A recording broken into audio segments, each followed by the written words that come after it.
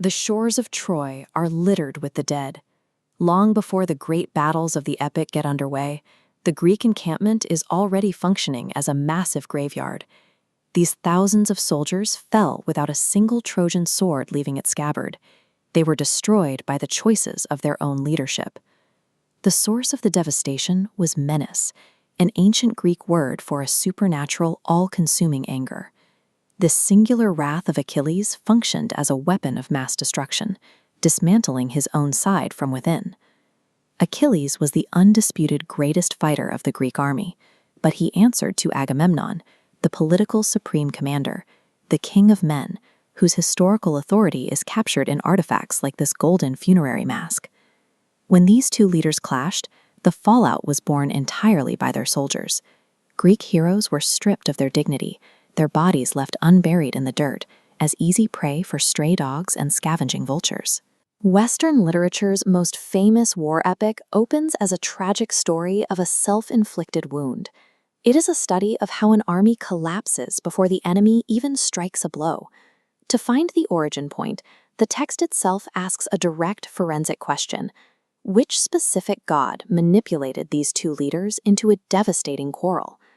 The sequence starts with an old priest named Chryses, who walked into the heavily armed Greek encampment with a single goal: to buy back his captive daughter. He didn't come empty-handed. Chryses carried an immense wealthy ransom, and more importantly, he bore the sacred wreath of his patron god, Apollo. Facing a peaceful priest holding divine credentials, Agamemnon chose arrogance. He flatly refused the ransom and publicly humiliated Chryses, driving the old man out of the camp with violent threats.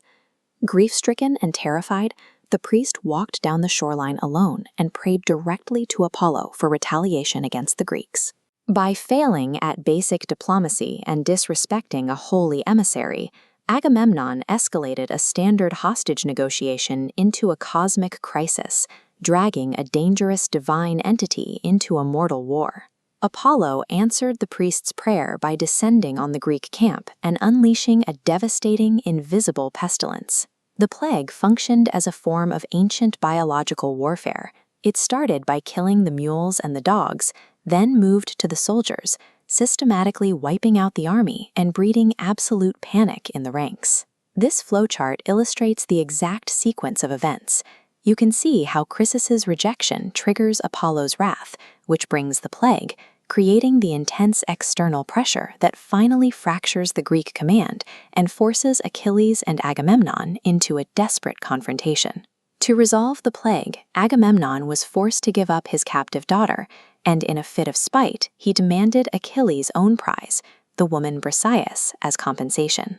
This resulting feud was fought entirely over a public loss of status and honor, occurring even as their own army died around them. The invisible hand of a god used a virus to accomplish what the Trojan army could not. It broke the unity of the Greek high command. Achilles' reaction to the insult was absolute. He stripped off his armor, ordered his elite troops to stand down, and completely withdrew his forces from the front lines of the war. The sudden absence of their most lethal division left the remaining Greek forces deeply exposed, stripping away their primary tactical advantage overnight. Then Achilles took the chain reaction one shocking step further. He summoned his mother, the sea nymph Thetis, and sent her up to Mount Olympus with an explicitly treasonous request. He asked Zeus, the supreme ruler of the gods, to actively intervene on the battlefield and grant victory to the Trojans, demanding the slaughter of his own Greek allies just to prove how desperately they needed him. We can trace the entire disaster backward in a straight line: a petition for divine sabotage, caused by a fractured alliance, triggered by a plague, all resulting from a single commander rejecting a father's ransom. Long before the wooden horse or the fall of the city walls, Book 1 of the Iliad provides a clear warning. The greatest existential threat to an empire is never the enemy waiting across the battlefield. It is the unchecked hubris of its own leaders.